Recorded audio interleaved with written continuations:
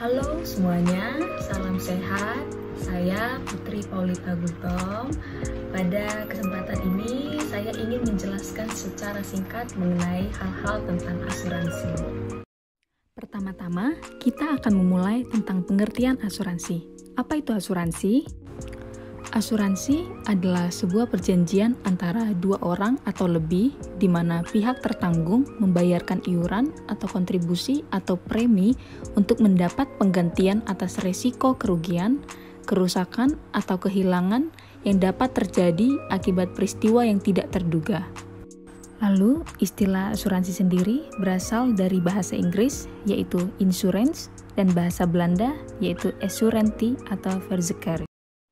Asuransi tidak dapat menghilangkan risiko terjadinya peristiwa tidak terduga, tetapi asuransi dapat mengurangi dampak kerugian yang muncul dari peristiwa tersebut, baik dalam skala kecil ataupun besar. Kini, asuransi pun sudah menjadi bagian perencanaan keuangan bagi sebagian orang untuk jangka panjang. Setelah kita mengetahui pengertian dari asuransi, maka kita akan lanjut ke elemen apa saja yang ada di dalam asuransi. Elemen dalam asuransi ada 3, yaitu premi, polis asuransi, dan klaim. Kita mulai dari penjelasan pertama, yaitu premi. Premi merupakan kewajiban yang dibayar pihak tertanggung kepada pihak penanggung atau penyedia layanan asuransi sebagai jasa pengalihan risiko. Pembayaran premi ini wajib dilunasi oleh pihak tertanggung untuk dapat menggunakan manfaat asuransi saat diperlukan. Lalu yang kedua, yaitu polis asuransi. Polis asuransi merupakan dokumen legal yang menjadi dasar hukum hubungan antara pihak tertanggung atau nasabah dan pihak penanggung atau penyedia layanan atau perusahaan asuransi. Polis bertindak sebagai dasar untuk membayar biaya ganti rugi atas kerusakan atau kehilangan yang dialami pihak tertanggung. Polis dibuat berdasarkan kesepakatan dan harus dibuat secara tertulis. Lalu yang terakhir, yaitu yang ketiga, adalah klaim. Klaim asuransi merupakan permohonan resmi yang diajukan nasabah terhadap perusahaan asuransi untuk melakukan pembayaran sebagai bentuk ganti rugi atas kerusakan atau kehilangan berdasarkan ketentuan polis asuransi. Sebelum melakukan pembayaran tersebut, pihak perusahaan asuransi akan memeriksa validitas klaim terlebih dahulu. Setelah itu, kita akan lanjut membahas tentang jenis-jenis asuransi yang ada di Indonesia. Jenis-jenis asuransi yang ada di Indonesia meliputi yang pertama, asuransi kesehatan, yang kedua, asuransi jiwa, yang ketiga, asuransi pendidikan, dan yang keempat, asuransi umum. Dimulai dari pengertian pertama, yaitu asuransi kesehatan. Asuransi kesehatan memberikan perlindungan dengan jaminan biaya kesehatan dan perawatan bagi pihak tertanggung jika mengalami kecelakaan atau jatuh sakit. Jenis asuransi ini banyak diberikan oleh perusahaan atau instansi tempat seseorang bekerja. Lalu jenis asuransi yang kedua yaitu asuransi jiwa, di mana asuransi jiwa menanggung atas kematian seseorang dengan memberikan keuntungan finansial pada tertanggung atas kematiannya. Ketika pihak tertanggung meninggal dunia, pemegang polis akan menerima uang pertanggungan dari asuransi jiwa tersebut. Jenis asuransi di Indonesia yang ketiga yaitu asuransi pendidikan.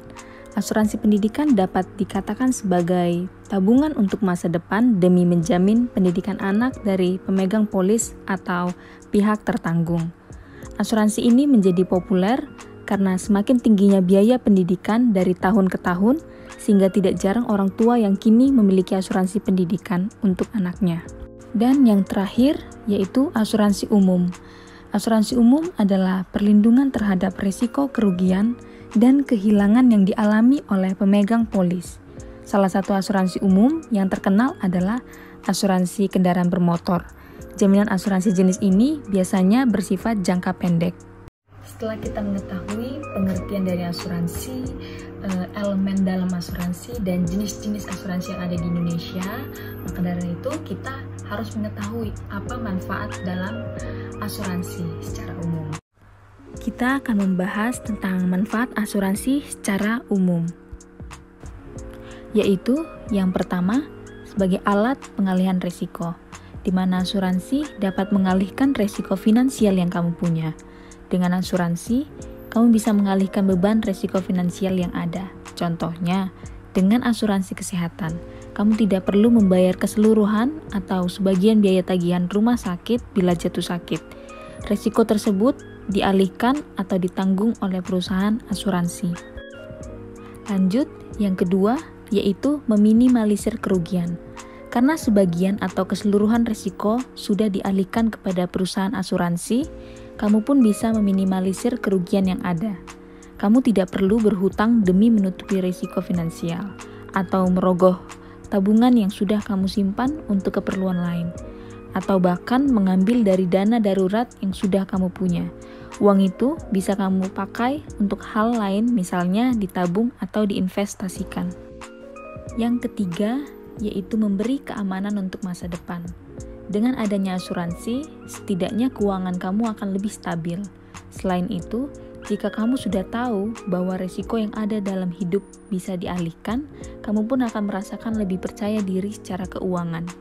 Hal ini juga dapat membuat kamu merasa lebih berani untuk berinvestasi atau memulai suatu bisnis. Sekarang kita memasuki ke manfaat asuransi berdasarkan jenisnya.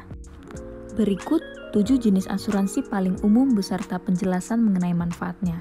Yang pertama, yaitu asuransi jiwa. Sebagai salah satu asuransi paling dasar, asuransi jiwa mempunyai manfaat untuk melindungi jiwa kamu dari resiko kematian. Banyak juga orang yang menggunakan jenis asuransi yang satu ini sebagai warisan kepada anak atau istri ketika nanti mereka tutup usia. Jenis asuransi ini sangat penting, terutama bagi mereka yang menjadi satu-satunya pencari nafkah keluarga. Yang kedua, yaitu asuransi kesehatan. Jika kamu pernah sakit, maka mungkin kamu akan mengerti seberapa bermanfaatnya jenis asuransi yang satu ini. Biaya tagihan kesehatan yang terus melonjak bisa ditutupi jika kamu mempunyai asuransi kesehatan. Memang betul, manfaat asuransi kesehatan berupa pertanggungan biaya kesehatan rumah sakit. Tergantung produk asuransi yang dipilih, biaya yang ditanggung bisa berbeda-beda. Ada yang menanggung rawat jalan, rawat inap, maupun rawat ICU. Nominalnya pun berbeda, tergantung polis yang kamu pilih. Karena itu, pastikan asuransi kesehatan yang kamu pilih sudah sesuai dengan kebutuhan kamu. Yang ketiga, yaitu asuransi penyakit kritis. Mirip dengan asuransi kesehatan, asuransi penyakit kritis juga dapat menutupi keseluruhan atau sebagian dari tagihan biaya rumah sakit terkhusus penyakit tertentu. Contohnya, asuransi penyakit kritis berguna untuk resiko 3 penyakit penyebab kematian, yaitu serangan jantung, stroke, dan kanker. Manfaat asuransi penyakit kritis dapat berupa biaya pengobatan atau bisa berupa uang pertanggungan yang diberikan langsung setelah terdiagnosa oleh penyakit tersebut. Kita lanjut yang keempat, yaitu asuransi kecelakaan diri. Asuransi kecelakaan diri melindungi kamu dari resiko kecelakaan yang menimpa. Biasanya, manfaat asuransi kecelakaan dapat berupa biaya medis atas kecelakaan atau seperti patah tulang atau operasi, dan uang pertanggungan bila terjadi resiko tutup usia atau cacat total dan tetap disebabkan oleh kecelakaan tersebut. Yang kelima, yaitu asuransi kendaraan. Asuransi kendaraan dapat mengganti rugi kerusakan pada kendaraan yang kamu punya jika terjadi suatu resiko, baik kecelakaan, pembobolan, atau lainnya. Produk ini bisa dibeli secara terpisah atau bersama dengan kendaraan yang kamu punya. Berbeda dengan asuransi kecelakaan bermotor, manfaat asuransi kendaraan berfokus kepada kendaraan yang kamu punya. Sementara itu, asuransi kecelakaan bermotor lebih berfokus memberi manfaat asuransi yang melindungi si pengendara atau orang yang dibonceng. Lanjut yang keenam, yaitu asuransi perjalanan. Asuransi perjalanan dapat memberi berbagai jenis ganti rugi yang terjadi saat kamu sedang berpergian. Tergantung jenis produknya, berikut beberapa manfaat asuransi perjalanan. Yang pertama, yaitu keterlambatan perjalanan atau delay. Yang kedua, kehilangan atau kerusakan bagasi. Yang ketiga, biaya pengobatan, atau yang keempat, resiko kecelakaan. Biasanya asuransi perjalanan bisa dibeli bersamaan dengan pembelian tiket, baik pesawat, kapal, maupun kereta api. Berbeda dengan asuransi kecelakaan saat liburan, asuransi perjalanan hanya berfungsi selama perjalanan. Sementara asuransi kecelakaan saat liburan dapat melindungi kamu selama masih dalam masa liburan, yaitu 5 hari sebelum dan setelah liburan nasional. Yang terakhir yaitu asuransi pendidikan. Asuransi pendidikan dapat bermanfaat bagi kalian yang mempunyai anak yang akan bersekolah. Asuransi pendidikan dapat memberi manfaat asuransi berupa jaminan biaya pendidikan sampai tingkat kuliah. Namun, tentunya semua ini tergantung lagi berdasarkan produk asuransi pendidikan yang dipilih. Selain itu, asuransi pendidikan juga membantu orang tua mempersiapkan terhadap inflasi biaya pendidikan per tahunnya. Biasanya, asuransi pendidikan pun sudah memperhitungkan faktor kenaikan biaya pendidikan. Kalau begitu, kapan manfaat asuransi bisa dirasakan? Manfaat asuransi bisa kamu rasakan ketika kamu mengalami risiko yang dipertanggungkan sesuai polis asuransi. Jika terjadi, kamu bisa mengajukan klaim untuk menerima manfaat asuransi. Namun, bukannya mustahil klaim yang kamu ajukan ditolak. Hal ini bisa terjadi bila risiko yang terjadi termasuk dalam klausul pengecualian dalam polis asuransi kamu. Karena itu, sesuai pembelian asuransi, pastikan kamu mengecek polis asuransi yang kamu punya secara teliti ya. Namun, dari berbagai macam manfaat yang ditawarkan, ada pula penolakan dalam asuransi di masyarakat. Beberapa orang menganggap asuransi sebagai suatu bentuk taruhan yang berlaku selama periode kebijakan. Perusahaan asuransi bertaruh bahwa properti pembeli tidak akan hilang ketika pembeli membayarkan uangnya. Perbedaan pada biaya yang dibayar kepada perusahaan asuransi melawan dengan jumlah yang dapat mereka terima bila kecelakaan terjadi hampir sama dengan bila seseorang bertaruh di balap kuda, misalnya 10:1.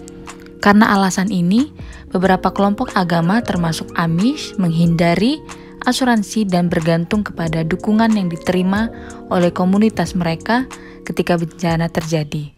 Dalam komunitas yang hubungan erat dan mendukung di mana orang-orangnya dapat saling membantu untuk membangun kembali properti yang hilang. Rencana ini dapat bekerja. Kebanyakan masyarakat tidak dapat secara efektif mendukung sistem seperti di atas, dan sistem ini tidak akan bekerja untuk resiko besar. Demikian yang bisa saya jelaskan. Thank you for watching. Salam sehat.